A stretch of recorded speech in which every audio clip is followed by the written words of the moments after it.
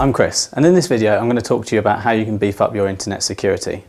With information being passed around the internet more freely these days, it's much more important for you to keep your information secure to yourself. I'm going to talk to you about a few ways you can do this today.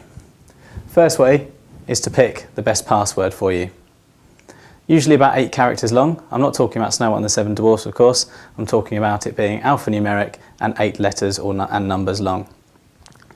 Good to use a mixture of upper and lowercase text as well. So as you can see from the example here, I've chosen Bumblebee with a couple of capital B's, lowercase everything else, and for the E's at the end, some 3's. That's a good example there. It's always good to not use something that you would easily be associated with, like your pet's name or your street or something like that. Makes it a lot less easy for people to hack. Another option is to have multiple passwords across all of your accounts. So a different password for your Facebook, a different password for your Twitter, etc., etc.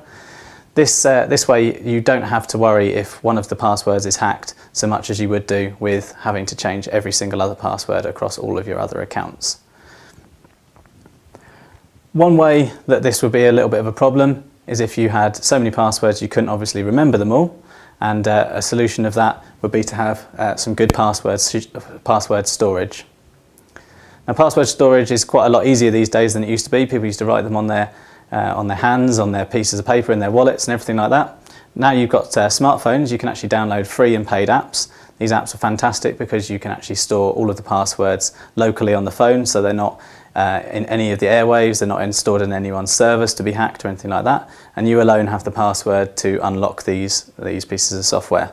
This way you're completely in control of having different passwords for every account and also being completely accountable for your own. The fourth idea is to have a two-step verification set up. Now, Google do this quite well, and they actually have an Authenticator app which you attach to your phone, or you can actually just attach your phone with your mobile number, and they send you a text every time you log in, or every time you log into an untrusted computer, and this means that you're actually attached to your account via the security of your phone as well as the security of your password. Facebook do something very similar lately, and that is again a similar type of thing where you actually log in and then it says this is an untrusted computer, and you will get a text and you type in the code. The final way that you can do this is to make sure that your virus and malware protection on your computers is up to date.